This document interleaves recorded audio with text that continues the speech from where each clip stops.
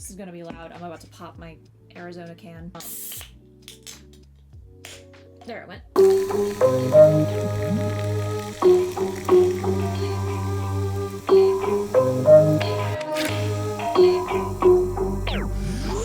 Hey, it's Alirien, and today we are working on Sybil's pair of bodies, or her stays corset, grandmother corset, as I call it. Y'all will have heard at some point already. You will have already seen on stream me tracing and cutting the pattern and the muslin for the first mock-up. I will be marking incessantly because I do need to stitch the boning channels into place. I am also debating, and we will test this probably with the second mock-up. I am debating integrating cording into this for a couple of spots. I'm not sure. I may at the very least cord the tabs to make them a bit sturdier, and I may cord part of the strap. No, the strap I'll leave alone. But I'm probably going to use cording for a couple of spots. The other option would be spring steel, because this needs to be pretty hefty in structure. I have not worked with spring steel before, so that will be a learning curve. I will look into ordering some if I decide that's what I need. I'm using muslin for the mock-up, and we'll be using cotton for the final garment. The originals would have been made out of linen, but I have a bunch of extra cotton, so that's what I'm gonna use here. I've already taken measurements for this, and one important thing to note, and I'm making a point of saying this because no one ever said it to me, and it caused a lot of the problems with my first go-round with this garment. When you are making any sort of corset-style garment that is intended to affect the silhouette and suck anything in, the garment needs to be smaller than the person who will be wearing it. It was while finding information on how to stiffen Alice's bodice that I came across that realization that, oh, I need to work off of smaller measurements. I need to work off of the intended final measurements, not starting measurements. I am going to be tracing off the size 10 pattern for this garment. All of these pieces are intended for sizes 2 through 10. The final measurements that this is meant to fit are a 36 bust, a 27 waist, and a 14 3/4 inch wide shoulder. The bust is the measurement I need to go off of because that is the largest one that this size fits. The waist is intended to be sucked in. The hips will not be getting sucked in with this garment. If it's too big for the bust, then the ladies will be trying to pop out and you won't have that really nice, distinctly Renaissance bust line. The breasts are pushed together and flattened. It's a very particular neckline effect with the Renaissance bust. This is manila paper. It is the same stuff, essentially, that manila folders are made out of, just in very big sheets, because my mom and I used to work at a school supply store, a teaching supply store specifically, and so she was able to get me a huge box of this stuff, and it's fantastic for pattern making. Here's my pattern. I have a tracing wheel, the spikier the better, to mark onto the actual manila paper. I have bucket O pencils. I also have my trusty dusty pattern weights. These are my really nice Simplicity pattern weights. Listen! These are quilting rulers, and this is a gridded drawing ruler. I would also recommend, I won't need it today, but for pattern drafting, French curve rulers. Or you can get like an L square or a T square. Lots of overlap with anybody who does like landscaping, architecture. We're gonna start with that's not the one I need. That's the one I need. We're gonna start with our big piece, since it's gonna take up the most space.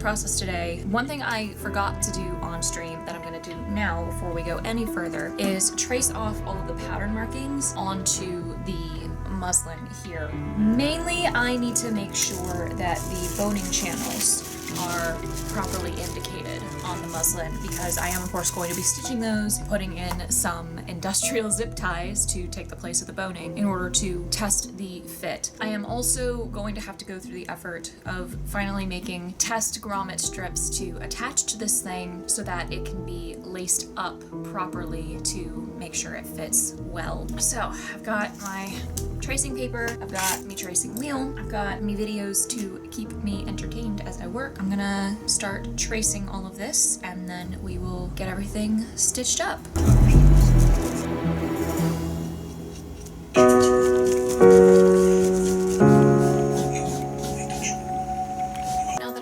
Everything marked, I am gonna go ahead and stitch everything together. I have the front pieces all connected. I'm generally doing this out of order for the steps in the instructions, but it makes more sense to me to have all of the seam allowances fully enclosed inside, so I'm doing this wrong. But I have the front all together, so now I'm gonna put together the back. I'll show you each step once, because there's no reason for you to see every single step. But we connect the back to the side back, and then the side back to the front. So once the back's all together, we will stitch on the straps as well, and then stitch the front to the back.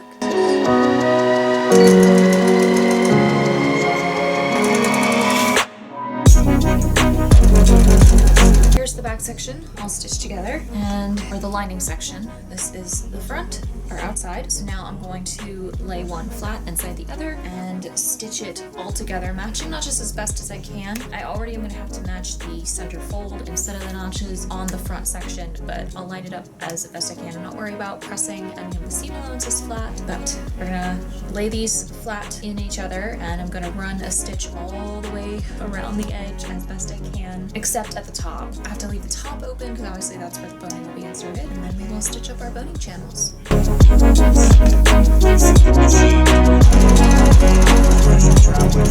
I've got the whole thing stitched together around the bottom and outside edge, and I went ahead and stitched along the top of the shoulder as well, stopping before the boning channel on the inside and on the back here. So now I'm going to actually stitch all of the stitching for the boning channels. I had a bit of a snafu with marking. You can see I've marked with alternating pink and blue highlighter each of the channels, but the actual line, like stitching lines for the channels, got a little muddled. This is the one thing I don't like about transferring markings, is that they can fade and rub off so easily. What I'm gonna do next time is whichever side I'm stitching them on, I'm going to go ham marking the dots as clearly as possible, and then go back over them with a marking pen of some kind in order to actually mark the exact lines. I might mark up the inside and then stitch them from the inside, just to make sure that my markings are hidden and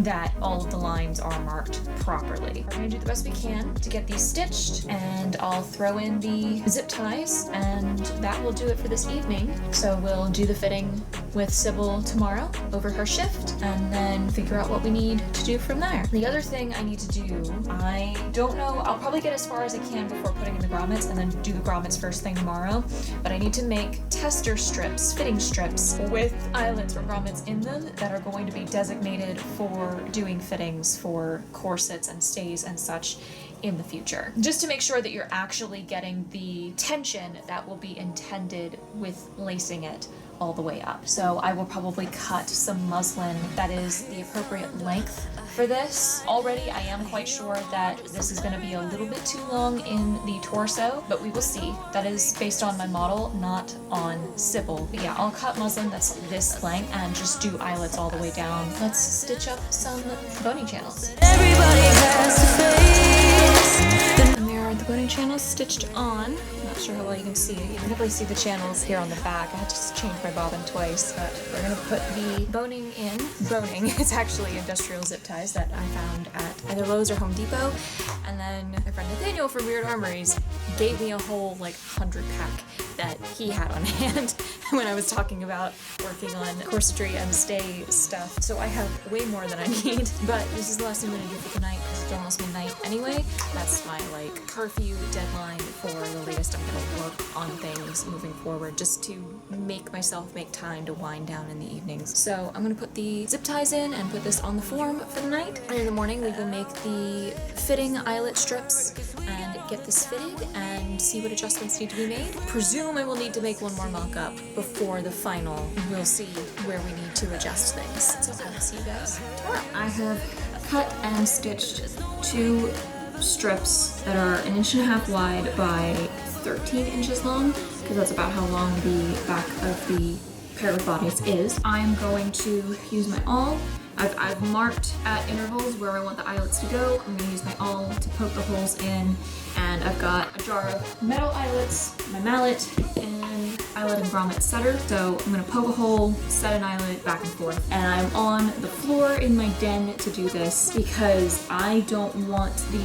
force of, even though this is a rubber mallet, I don't want the force of hammering this in place to risk damaging my sewing desk, and carpet is not a solid enough surface, so on this hard floor is the best place to do this. You could also do this outside if you don't want to risk damaging your floors. I have ceramic tile, which is pretty friggin' sturdy. Almost everything that has fallen against this floor has taken damage instead of the floor taking damage. I feel safe doing this on my floor. I've done it before. This is 2 layers of cotton with a layer of interfacing in the middle just to make it a little more sturdy. Luckily, these are just test strips for fitting purposes. These will not be installed in any finished garment.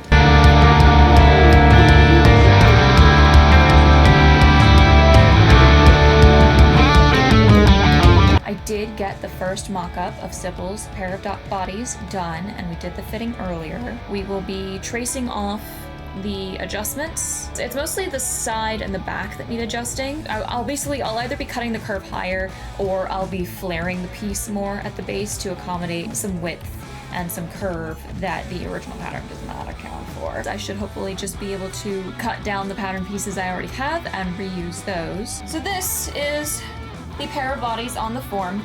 The form is not the correct size for the individual who will be wearing the finished garb, so do not let the way it fits on the form skew your thoughts on how well this is fitting. You will see what I mean when I turn it around to see the back. This center blue line here marks the center front. Let me actually go grab the bust really quick. I found somebody.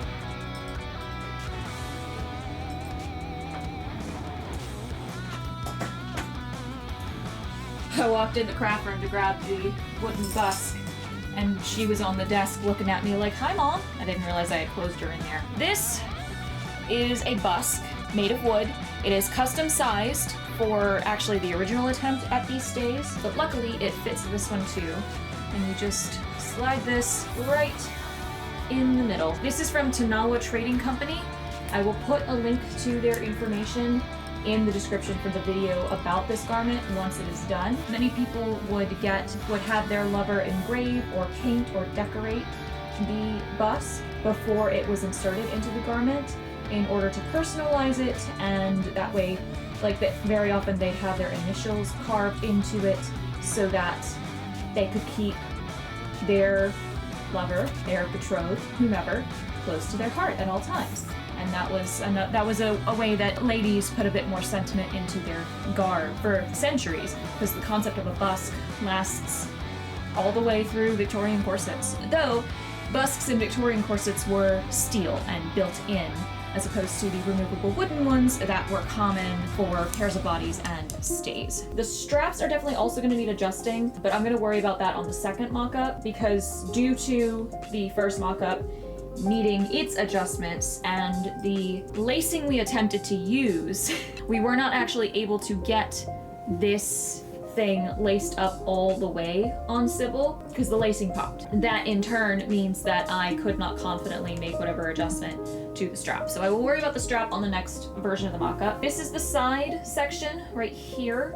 There is no boning there because that area is meant to be a bit more flexible. And then this is the back. And this is what I was saying about it not fitting the form.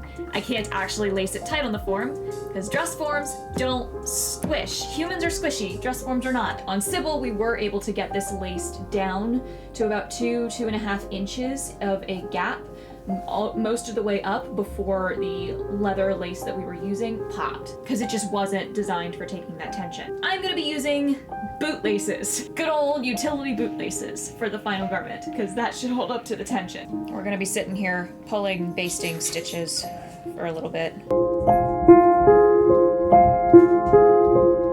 don't know what I'm doing. My brain is not mush, but my brain is managing to brain.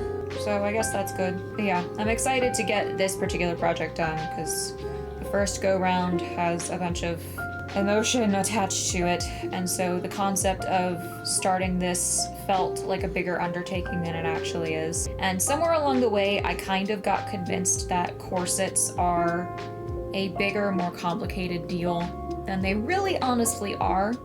And especially, like, it depends on what kind of corset or stay you are doing, right? If you're doing a really intricate Victorian style corset that has to be tight-laced for whatever reason, and you're doing all of this flossing and super delicate work, and especially if you're trying to make it for someone with really particular measurements, then yeah, of course, it's gonna be difficult. In, you know, severe juxtaposition, you've got an Elizabethan pair of bodies that has 27 stay channels max, and it's, you know, 3 pattern pieces plus a strap and some waist tabs, which this one does not have the waist tabs. I realized after we did the fitting that I did not put them on.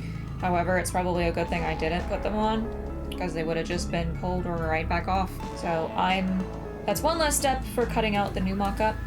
I will just use the waist tabs that were cut out the first time for the second one, because all that's really going to change is the angle at which they get attached. But also technically they get attached by whip stitching bias bindings together. This is clearly not edge bound. I will say one thing that is fun about this project though is researching sumptuary laws. For those who don't know, a sumptuary law is a law about what people of various stations could or could not wear. In England, they were initially written and enacted by Henry VIII, and they were subsequently enforced or added to by Mary I and Elizabeth I. So I looked up the exact clauses about what men and women could or could not wear based on their station. And I have a good sense of what materials I have access to will or won't be allowed for our dear Sybil. Sit up straight, stop bending your neck down, Allie.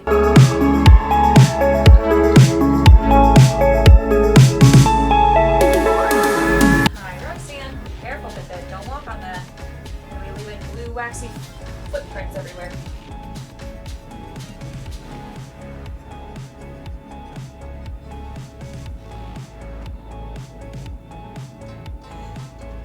There she goes.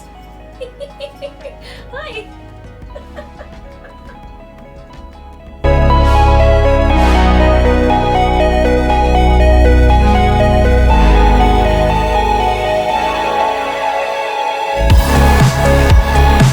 My leg is very upset with how long it was bent like that. Several of you will have seen on stream that last night I got the second mock-up. I got the pattern adjusted and the second mock-up cut out. Last night I went ahead and got started. I managed to get all of the side pieces stitched onto the back pieces. So now we stitch the sides to the fronts. We also got Sybil's new boots in this morning. I will show those off. Y'all will see them in the final reveal of the final pair of bodies. But yeah, let's get a bit more stitching done, and then I'm gonna sew the sides onto the fronts, and then I need to go eat some lunch. So let's take care of that. Ben, since we entered should we be trying to find can I see that? 1, 2, 3, 4, 5. I have one more. Here is the second mock-up done and ready to fit. I'm actually leaving the straps unattached between the end here and the front piece, because I realized, and I don't know how I missed this every other time looking at it, but the pattern piece actually says they've allowed up to 2 inches of allowance on the strap for the sake of fitting. So you might need it shorter, you might need it longer. So I'm leaving it loose, and I will figure out how much I need after we do this second fitting. So this is as far as I can get right now. I actually even messed up with this eyelet strip, and then I accidentally sewed it on to the inside and had to take it off and restitch it. But mock-up number 2 is done. We just need to wait for Sybil to come by later today. She won't be able to come by until sometime in the afternoon. So I'm gonna go get some other work done in the meantime, but we should either be moving forward with one more mock-up or moving forward with the final version tonight or tomorrow morning. It is the following day, and we are just about ready to cut. This is the last I have of my like Halloween tarot card fabric, which I bought a while back for other projects. I used this in the first corset I ever made in my college courses. I then used it for the last attempt to make Sybil's pair of bodies, which is sitting there in front of me very sadly. I may still try to work with that set. It's way too big of a size. And I made a bunch of mistakes because I was rushing through it. But something will happen with that somewhere along the way. I don't have enough of this to cut the entire pair of bodies. So what we're gonna do is use this fabric for the outside, and then I have this really nice blue and white gingham that I'm gonna use for the lining because it is a cotton gingham. Cotton's the best option apart from linen for anything that's directly against the body or very, very close to the body, especially for keeping cool when it's warm and you're wearing all of those layers. So I'm gonna cut the outer fabric first with the pattern and then the lining out of the gingham. And then I have buckram and heavyweight interfacing. The buckram's gonna go through the whole thing. The heavyweight interfacing is only gonna go into the straps along the back where the eyelets will be, and potentially into the tabs, because even though they're unboned, I would like them to be very, very sturdy, since they are going to be bearing the weight of the farthingale, the bum roll, and everything else around the waist, and that's weighing onto the hips. And I don't want to risk that they get torn or messed up just because there is no boning. So the heavyweight interfacing is going to work for that. I may even opt to put only the heavyweight interfacing into that instead of the buckram. I'm not sure. But I may just stick with the buckram through 90% of it and then use the interfacing for that little extra added support. Again, namely in the straps and where the eyelets will go, because that's gonna be the main tension point. The buckram should keep it sturdy the rest of the way through, I think, especially since this is also boned. And I'm gonna make do with what I've got in the way of spiral steel. I may even open up and pull out the boning from the original version of this, since it can't be used in its current state anyway, to stretch what boning I have so that I don't have to order more. Somewhere around here I have my tub of Flex Seal that I was using to cap. We're gonna lay out this pattern and get it cut and start stitching together. One thing I didn't worry about with the mock-up that I am going to make sure I do this time is flat felling the seams. It is recommended for this pattern to flat fell all of the interior seams to reduce fray and keep everything in better shape. Basically, once you sew a seam, and I'm gonna actually take the effort to press everything as well. I've got my ironing board set up in the kitchen. That's the best light in the house right now with all of the windows. Once I stitch and press all of the interior seams, I will trim one side to about half of its size or slightly under, fold the longer seam allowance over the shorter one, and then fold again in the same direction and stitch it down. And I'll be able to press that in place before stitching as well. But that will, again, reduce fray because all of the seam edges will be contained, so it'll take a lot more for all of that to fray and come apart. But it will also strengthen the seams because they'll be a little bit bulkier and a little bit stronger, especially since I'll also have the buckram and the interfacing in there. That was way more information than you probably needed. Let's go ahead and get this cut and we will go from there. Love, give me your love.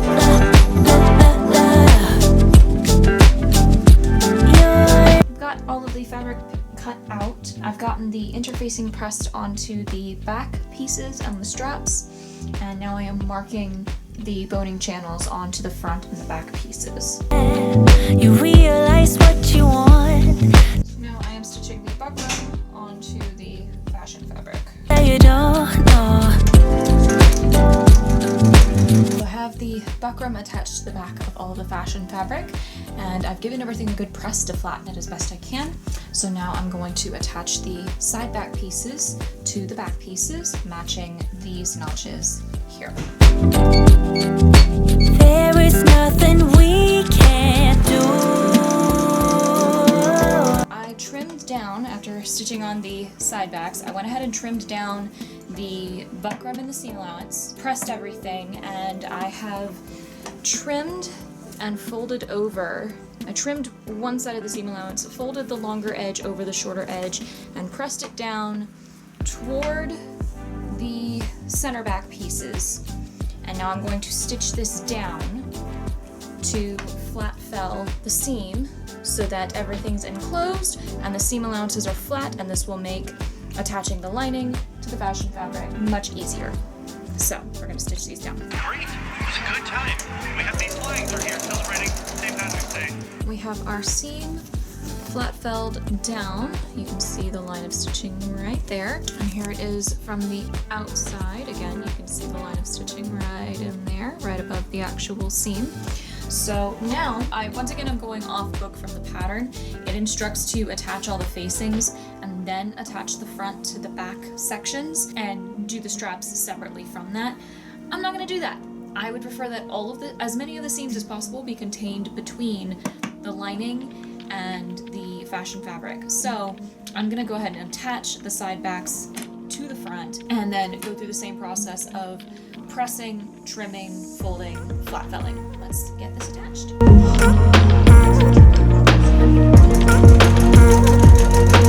We have a fashion fabric shell and the lining shell. So now I'm going to take the straps and attach them to their respective shells.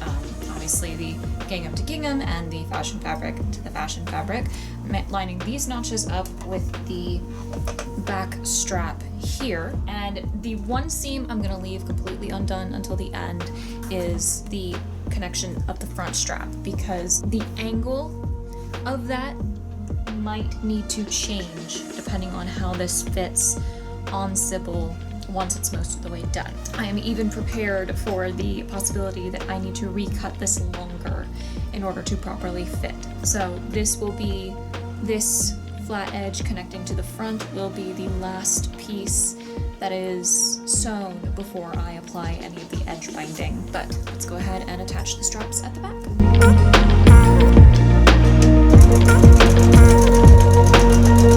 So the straps are on and flat felled. So now I am going to attach the lining to the outer shell.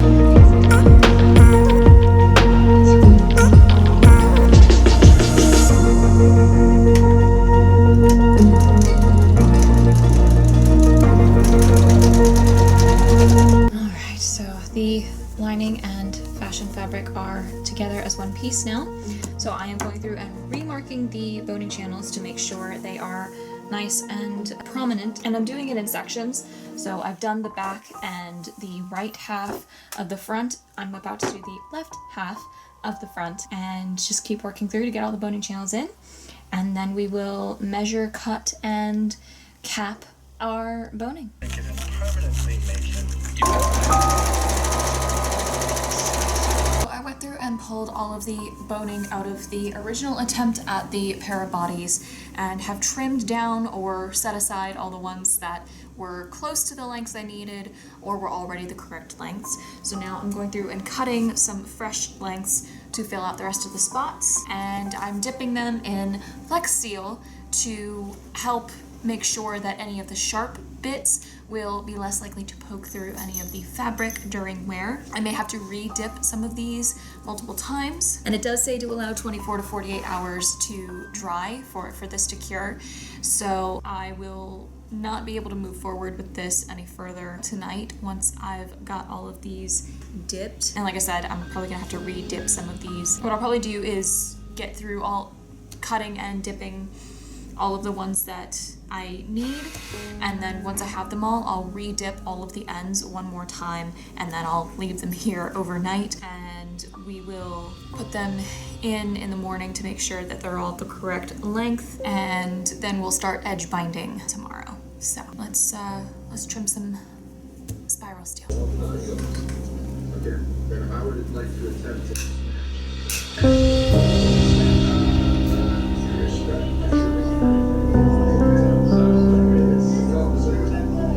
Next morning, and all of the rubber on the boning has set. So there are two steps I'm going to start now. First, I'm going to sew together all of the tabs, which you are supposed to sew with the right sides together and flip inside out to contain the seam. They're not supposed to be edge bound. I'm going to do that first and give these a good press, and then we will start the task of bias binding everything.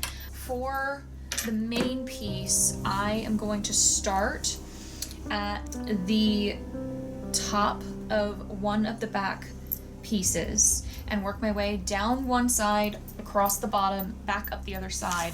And once I get back up to the top, I will start inserting boning and stitching along the top and the straps.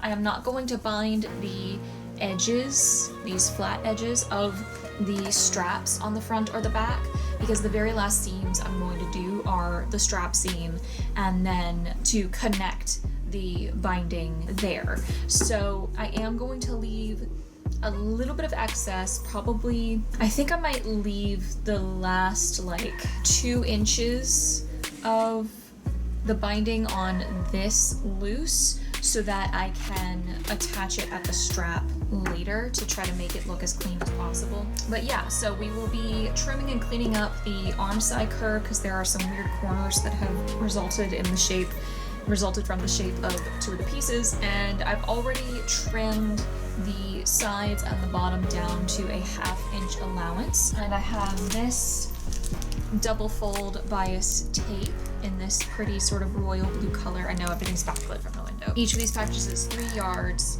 and it is, I think that's 7/8 of an inch wide, so plenty of space to work with here. So just to show you, that is the width folded, but that is the total width. 1/2 inch is gonna go on the front, and then it'll get folded over the back and stitched down from there, and then I will trim on the inside so that it's not too terribly long. This is bias tape, so it's cut on the bias, should not fray whatsoever. But yeah, I almost got satin blanket binding, but I decided against it. I thought it might be a little too slippery. So we're gonna stick with the flat cotton, or is this polyester actually? It's a polycotton blend apparently. So yeah, tabs, binding, and we will be boning as we bind the top. Binding this is probably one of the 2 most tedious steps apart from stitching all of the boning channels. Partly because you have to be very careful not to catch your boning, which is why I'm attaching at the bottom first, so that I don't catch the boning that way. And then I will stick all of the boning pieces as far down into their channels as possible. I should have 1/2 inch of room at the top with each one. And there's a curve of stitching I need to make down here under each arm side as well. But that will be one of the last things I do. But yeah, let's stitch the tabs together and then we'll start binding the grandmother corset.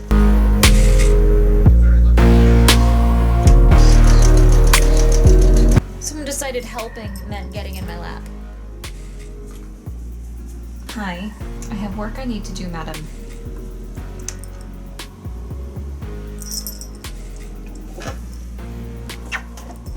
Gotta go climb back in that basket. Oh, cat hair all over me now. Here are the finished tabs, turned out and pressed, and I have them stacked in separate piles for left and right, and the front tab is on top because the front and the side tabs are almost exactly the same size. So now I have also pressed the entire length of bias tape open, and now I am going to start stitching this to the pair of bodies.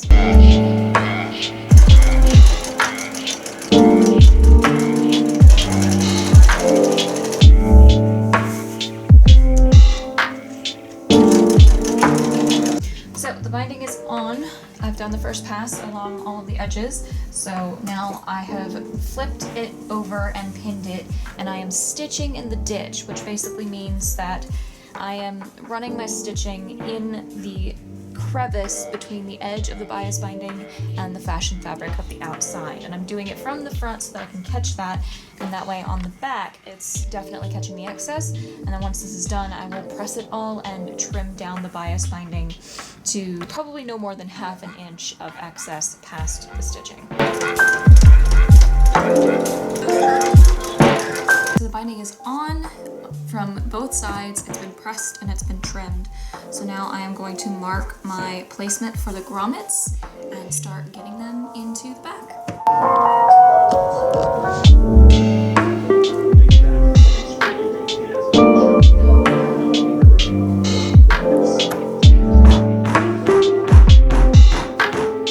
There are 10 grommets all set and ready to go. So we will do one more fitting on Sybil and to figure out where the where exactly the straps need to connect, and then we'll connect the straps and clean up how they come together, and it'll be all done. Apparently I was not recording. So I have attached the bias binding to the tops of the tabs, and that is how they connect together. You don't actually stitch them together at all before attaching the binding. Basically you butt the corners together and then attach the binding as they're touching each other, and that way they naturally overlap. And then I folded over the back bias binding twice, the raw edge to the top edge, and then over again to contain that raw edge, and stitched it down from the front within stitching in the ditch once again. So that's the tabs, and I've already connected the right hand side, but basically what you do is, again, butting edges together, bring the upper corner of the free upper corner of the back tab to the bottom corner of the center back edge, and with either a zigzag stitch with machine or a hand whip stitch, you connect these edges together. I've gone with the machine zigzag stitch just so it's a little bit faster, especially since, again, no one's really gonna see this once it's all put together. So I'm about to attach the left side so that you guys can see, since I apparently wasn't recording for the first one, and then we need to attach the straps.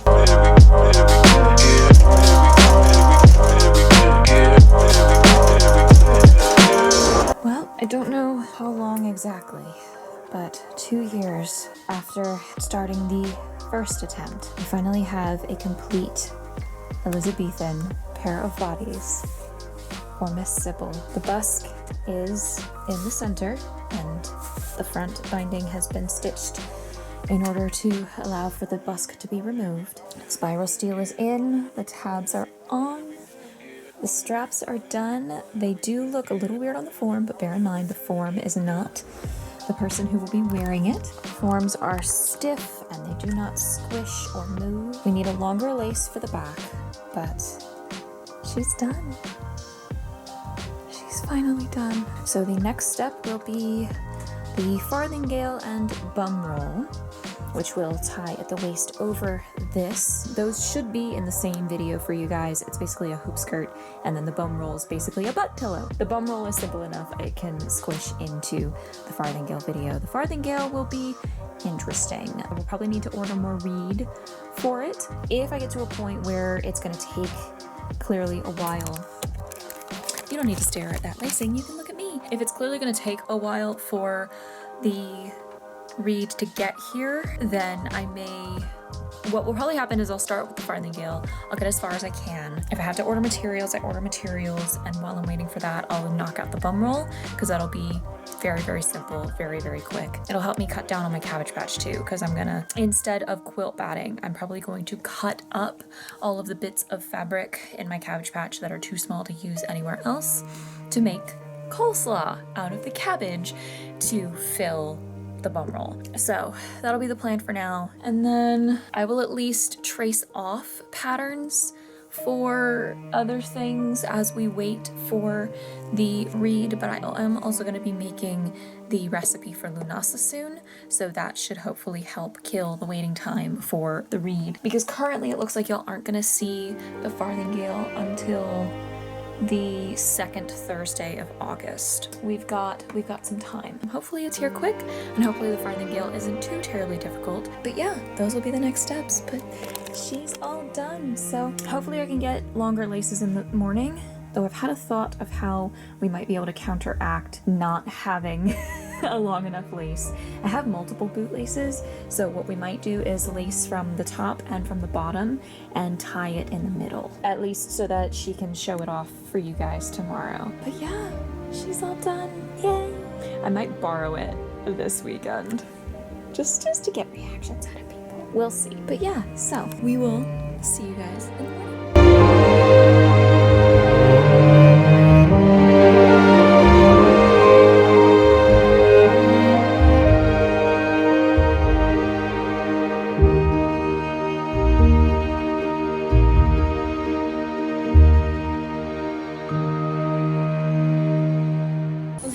They were certainly a journey to get done, but the pair of bodies are finished, and I am ever so pleased, as with the shift, with the final result. I think they are splendid, they fit marvelously, and there's a bit of room to grow, though I suppose that's not quite the right phrase since we're referring to losing inches, but never you mind that. But they fit wonderfully, and this will be perfect structure to support my skirts and my bodice and everything else I will be wearing when the ensemble is complete. I am very happy that we have been able to share these with all of thee, and I cannot wait for you to see the rest of the pieces of this look. I am very excited for the rest of the ensemble. We are making do with 2 laces for now, but I am told we will find a single longer lace in future. We thank thee immensely for watching and do hope thou hast enjoyed this video. If thou hast, you are aware, I am told, of where all the buttons and the links are to show your love. If thou wouldst see more content like this particular video, there is a playlist linked in the cards and in the description as well for all of the rest of Alirien's costume builds. If thou wouldst find more of Alirien's adventures on the various social media planes, you can find a Linktree portal below as well for her Instagram, Facebook, and more. And as always, we would like to give a special thanks to Alirien's Coven of Patrons, who continue to be her biggest supporters. And if thou, dear viewer, wouldst become a member of their ranks, check again below for that Linktree portal for her Patreon, which begins at $1 a month. Gramercy once again, stay tuned for the Farthingale and Bomb Roll, as well as more of the Bolt Gun gaming footage. I believe I said that right? Yes, okay. And we shall see you all again very soon. Anon, dearest friends.